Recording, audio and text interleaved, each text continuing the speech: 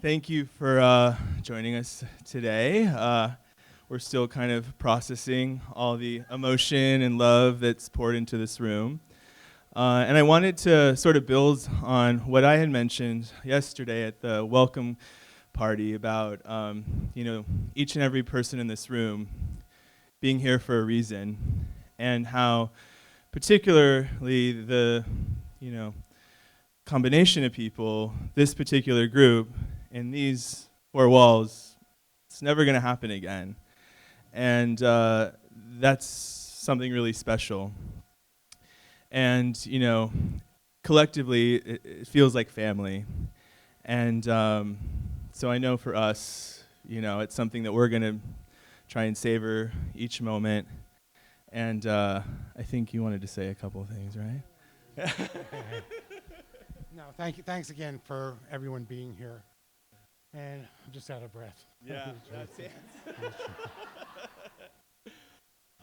Mom and Oh, we're going to go into that? I think so. Oh, okay. So,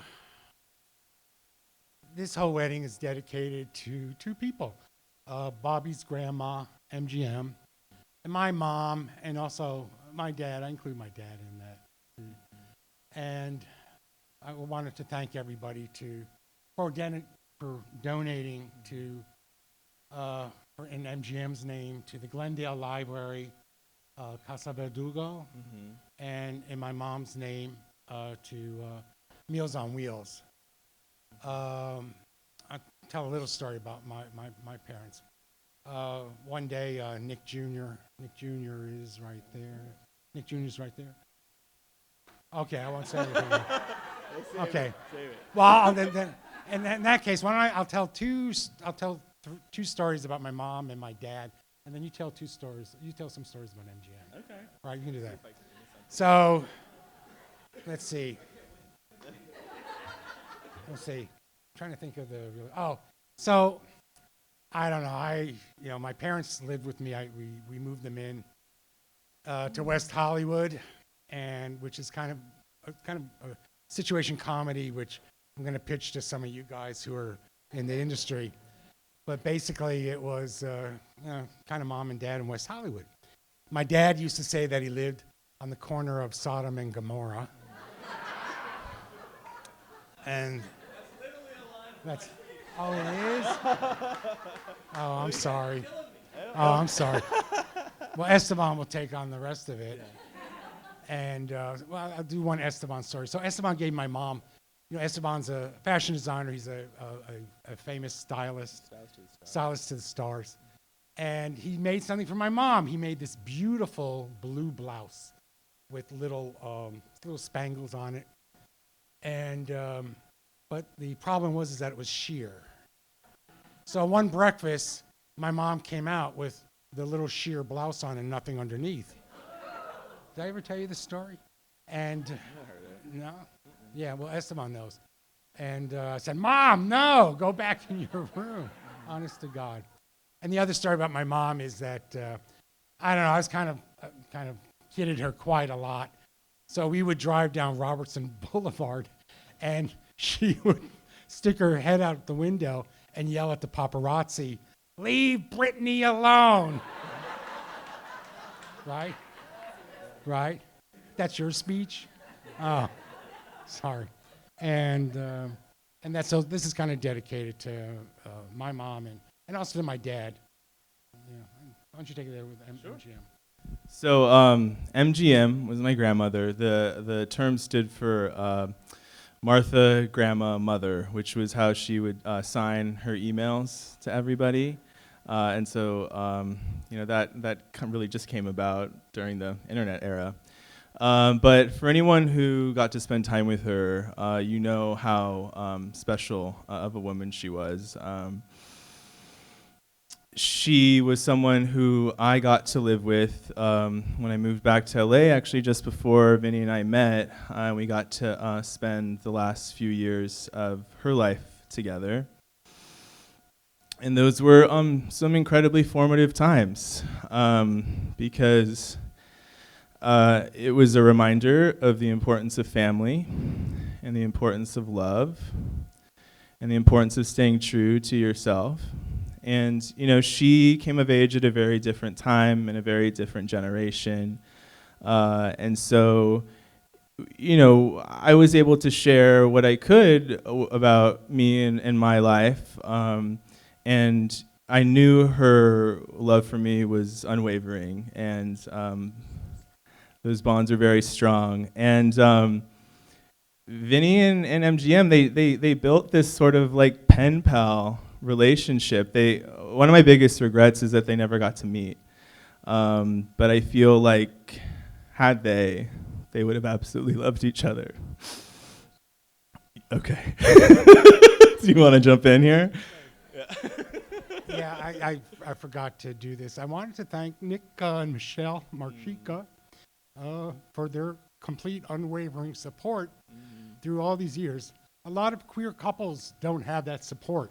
Both of us were very lucky that all our friends, and even in my generation, that I had the support of friends and family. And so I thank you, and I thank, and thank you for your wonderful children and grandchildren.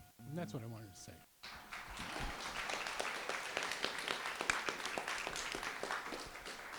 And I would love to echo that sentiment.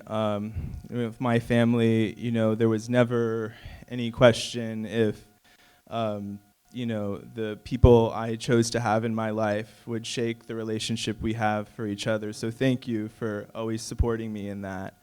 And to my new family, the Marchicas, I just want to thank you for welcoming me with open arms. I'm so grateful to be a part of Marchica Crab Mania. It's seriously the event of the year. And to each and every one of you here who are part of our biological family, our chosen family, we just can't thank you enough for all gathering here in this space to share what's in your hearts with us. And so we're truly, truly touched. So thank you. Thank you very much. Yeah. That was good. Tribute. Congratulations, Bobby and Vinny. Yay. Salud. Welcome, friends and family. Thank you to everyone who helped put this magical event together. I mean, this is really something. We are all so blessed to be here, especially me. When I was 8 years old, I found out my mom would be having another baby. I really hoped the baby would be a sister. I mean, Joe and I were having a great time playing Spider-Man, Golden Axe. It was great. I just felt like I needed more My Little Ponies and Disney princesses and Barbies in my life.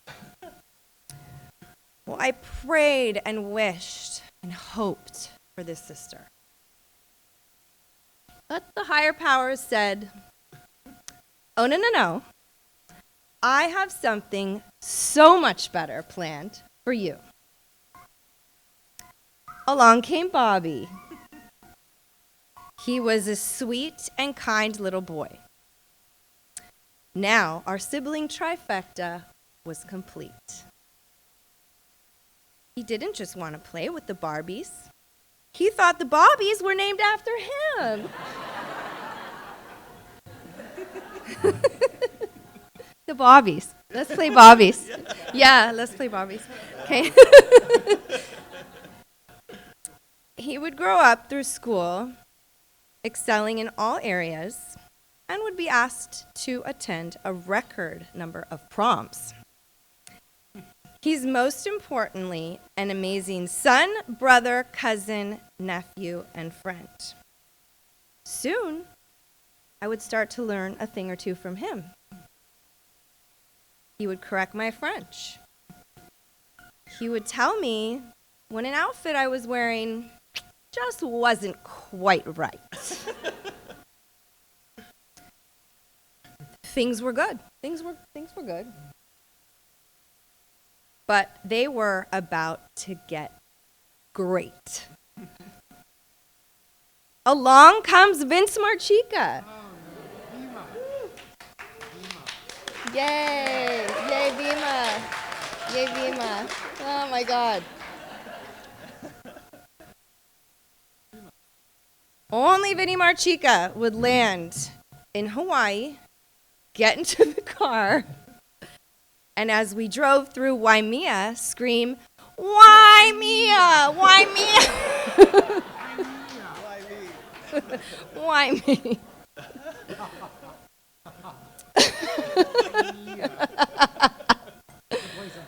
It's in Kauai. Really beautiful if you have a chance to go. Great hiking. I first got to know Vinny through his artwork. He drew amazing pieces for our late grandmother, MGM, Mom, Grandma Martha. Vinny doesn't just remember your birthday or your pets' names. He's probably commemorated them with beautiful artwork. He's an amazing brother-in-law, son, brother, friend, and coworker. I remember one day, Bobby, Vinny, and I would sometimes work out with trainer Chloe if I was in LA. I remember one time we were supposed to work out, and Bobby said, I don't think you should come today. I said, oh, are you dating? He said, I don't know, but what we have is really, really special. He just wanted to spend time with you. He wanted alone time. When MGM passed away, Bobby and Vinny's bond continued to grow through the loss of a loved one. I know Vinny's mom, Angie, is here today. So joyful to see her son has met his match. I know MGM is here celebrating. She probably would be looking around this room going, a lot of pink, but that's what they wanted, so I don't know. But she would be thrilled to see Bobby and Vinny so happy together. Vinny and Bobby live a life filled with glitter, shimmer, and shine.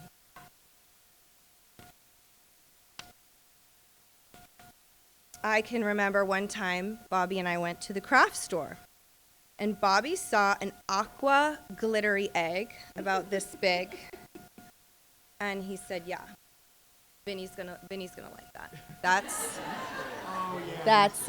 Yeah. They're still out in his living room. Yeah, they're still out. He said, yeah, that's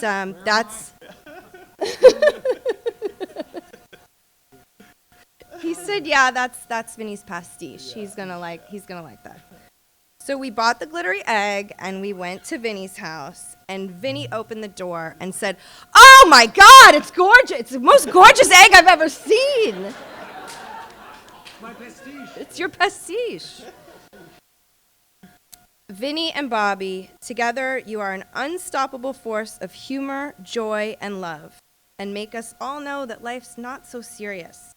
We need to live our lives with glitter, shimmer, and shine.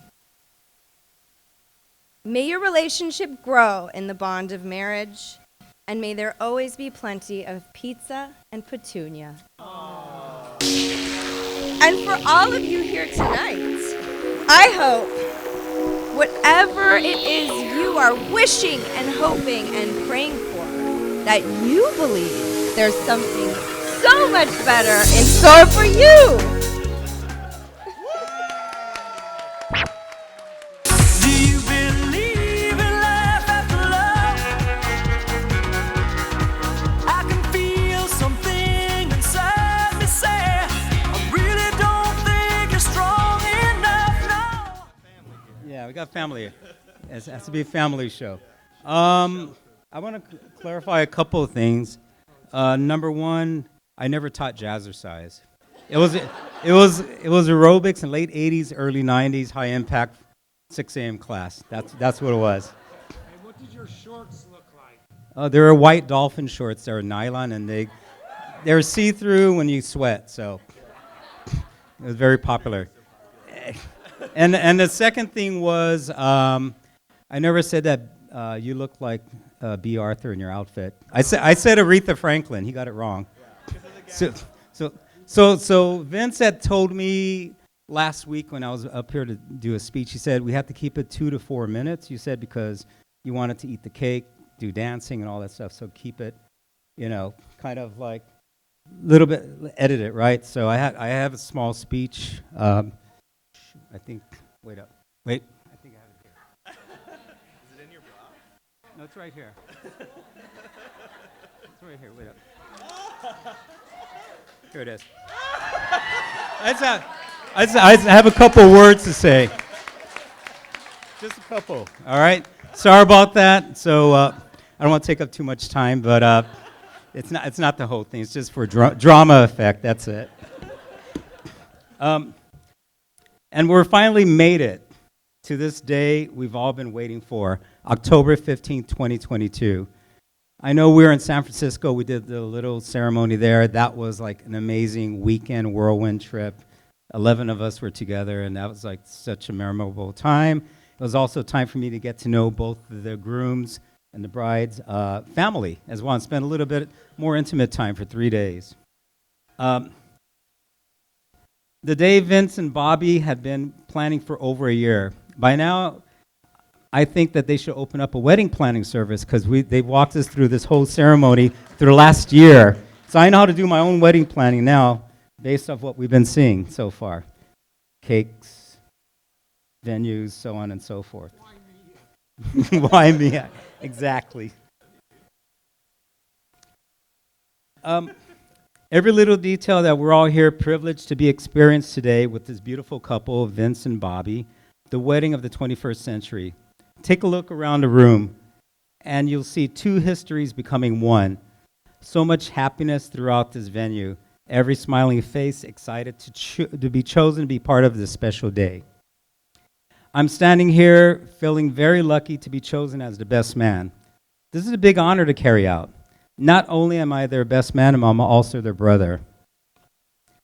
Let me take you back to 2004 when I first met Vince. He hired me through the recommendation of our dear friend Lourdes to be a creative consultant for Trolls, a little girl's product line. Imagine two grown men channeling their own little girl, 5, 6 years old, to design products. But that was a dream job. It was like one of the best projects I ever did. I've been freelance for like 30 years, and that was probably the one job I felt that I wish it was becoming a full-time because there was so many connections. It was a beautiful job, and it was like one of the best projects we ever did together. From the first day I met Vince and I met, we immediately bonded as brothers. My sister Sylvia, who loves Vince to death, always says that Vince reminds her of my big brother Arnold, who we lost in 1970. If Arnold were alive today, he'd be around the same age as Vince. So I do look to Vince as my brother, and as brothers, we do take care of each other, sharing and growing our love and life together through good times and in bad. That channeling personality rubs off in our social lives as well, making sure that we all watch over each other. Back in 2015, after Vince lost his mom, he seemed that he needed some newness in his life to start his next chapters. Through the time I was working with him in Deke, I always used to try to persuade him to come out with the guys, hang out east of La Cienega, and he thought that it was a dark life to live that way. I said, no, it's like La Cienega, Crescent Heights, Fairfax, keep on going east. He wouldn't do it. He was afraid of it. He did. He had this bad perception of what was happening there. So through the many attempts, I made him venture out to his comfort zone of living west of La Cienega. He finally took my advice and visited east of Los Angeles for the first time. I took him to one of Silver Lake's discos, as he told me to call it. But it was more than disco. Yeah, we'll talk about that later, right? Nick and I talked about that last night. I took him immediately. He found his new home, his new tribe. He felt like this was the comfort zone he's been looking for. And I saw changes in his personality immediately as he was the road to expansion. One night on a Thursday, he decided to venture on his own without letting me know. And he said, and I know he just kind of thought, oh, it's a work week. I'm going to go anyway. because, it's Thursday night, what the hell. So he went. That night, he went to the same disco I introduced him to, and he met Bobby. Contrary to Vince's lies about meeting Bobby at a Tupperware party, the truth is he met him on the dance floor at this club. Bobby stirred up a conversation, flirting as we call it, telling him Vince that he thought he was hot. Of course, in Vince's usual sarcastic manner, he responded by saying, "Yes, it is hot in this place. The air conditioning must not be working well." But in all honesty, Vince was extremely. Vince was. John, I don't know. There's so many. Vince was extremely flattered and smitten by Bobby. I remember the next day we spoke, and Vince wouldn't stop talking about this guy that he met on his own. You would say Vince had got his groove back. For your groove. You got it back. You did. You got it back. Like Stella. Him and Stella had something in common. Now, as they started dating, they were discovering that they had so much in common and yet so much to learn about each other. They were having the time of their lives. I was beyond excited to see Vince's life come to a new chapter, this time sharing love and life with someone he really treasured, someone he would eventually call his boyfriend. They were made for each other, complementing every part of life that they had the voids of in the past. When Vince told me that they were getting married, I truly felt that this became complete for his life, finding that he has been missing for many, many years. I'm so happy for you two have found each other, and that we're all lucky here today to be able to share in this lifelong of life and joy, that love that you would bring to us. I love you both very much, and only wish you many years of good times, good health, lots of laughter, and many memories. And I'll be right here by your sides for the ride. Let's please raise a glass and give a big cheers and toast to this beautiful couple.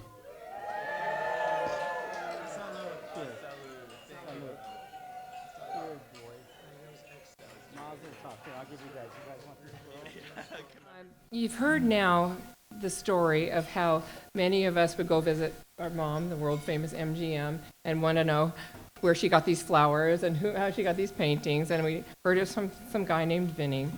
One thing I didn't ever tell you is that the first time we met, I don't know if you remember, was in the kitchen at my mom's house at her funeral. We had just had her funeral, and you walked into the kitchen and said, "Hi, I'm Vinny." And at that moment, all the grief and the sadness of the day just lifted because we could put a face to the art and to the flowers and things that you sent, Mom. And I'll never be able to thank you enough for that. I've also been hearing, as I've been going around the room, I've only hit 3 tables, but I promise to see all of you. Everyone's saying how happy you are, Vince, and that they've never seen you happier. And I want to say I've never seen Bobby happier. I want to just tell you all that. And as a mom, it was very emotional for me to sit in the front and see my 3 children, where's one, Libby, Joe, and Bobby, all standing up there on the stage and thinking, oh my God, my family has never been happier. Each one of you has a wonderful partner, Patrick, and then Joe's got Julie and his new son, James, who are up at home right now. And it just means so much to me as a family to think this moment in time, I just want to hang on to and say thank you all for making my children so happy. So anyway,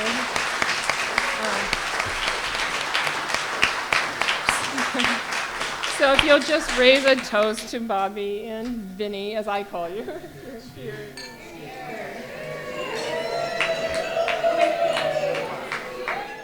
Wow, what a party, what a place. Congratulations, Uncle Vince, Uncle Bobby. There's a segment. Or as my kids call you, Great Uncle Bobby. Thanks, Mike and Maggie, for the welcome party last night. It was a great time. I'm glad I wrote some of this speech down because I don't think I would have remembered it otherwise. Some seriously tough acts to follow here. It's a lot of ground was covered, including ground I was going to cover in my speech. So there's some edits, so don't mind me. For those of you who don't know me, you've been living under a rock or something, I'm very heavily featured on Uncle Vince's social media accounts. Facebook, MySpace, Instagram, OnlyFans, TikTok.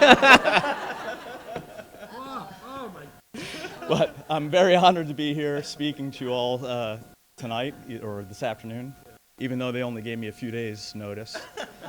But it's true. It was like a week, a little less. But they told me I could be brief. So I'll tell the stories. Look at the stories. But they told me to be brief, or they said I could just recite the Carpenters songs, but I decided not to do that. So, Uncle Vince, you're the kindest, gentlest, sweetest man I've ever met. I'm proud that you're my uncle, and I love you very much. Yep. And I was going to get to that too. Keep stepping on my lines. I am Uncle Vince's eldest nephew and only godson. Am I your only godson? So. Yeah. That he's aware of. That he knows about. So, we really bonded 20 plus years ago when we kidnapped his parents and kind of forcibly moved them to LA, which was, a tough thing to do, but it was certainly, for the best. So Uncle Vince went on to lovingly care for my grandparents, his parents, for a decade plus in his West Hollywood bungalow. And, they really thrived there. And frankly, I don't think they would have lasted much longer on their own in the woods of Armonk, New York.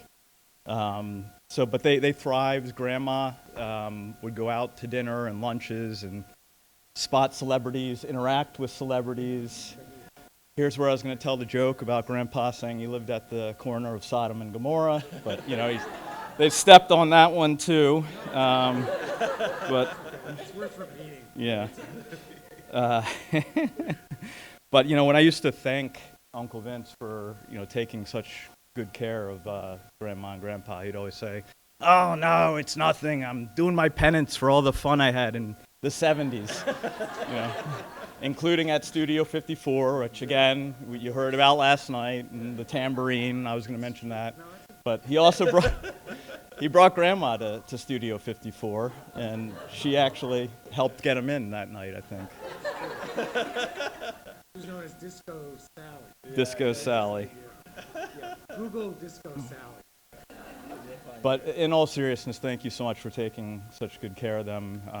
I know you wouldn't trade your time with them for anything, but I also know it wasn't always the easiest of time. So, how'd we get here today? I remember the first time I heard about Bobby. We were at Marchica Crab Mania in Baltimore, which is, Marchica Crab Mania is what Uncle Vince has dubbed our annual crab feast. For those of you who don't know about Crab Feast, we can talk about it later. It's pretty involved, but it's quite the thing. But he was, Uncle Vince was giddy. He had met this guy, he was super into him, but there was a catch. He was kind of young, perhaps a little bit immature, which is obviously, which is hilarious if you know Bobby and Vince, right? Stop stepping on my fucking lines. Jesus. Can you bleep that out? Is this being recorded? Anyway, we told you to go for it, and go for it you did, and I don't think you needed any encouragement, but, I'm so happy that you went for it, and as everyone said, never seen you happier. Bobby, you're an incredible guy, compassionate, adventurous, gentle, just the kind old soul, and very obviously the mature one in this relationship. So I'm convinced you didn't have much to worry about there, as it turns out. But it's been a pleasure getting to know you over the years and watching you grow, pursue your academic goals, land your dream job. You know, and it's just been great welcoming you to the family. So, you know, I wish you guys the best of luck. I think if you stick to just 1/4 of your vows, you'll do okay in marriage. But, you know, if you can keep the whole thing, even better. But I love you both, and congratulations. Thank you. You're welcome.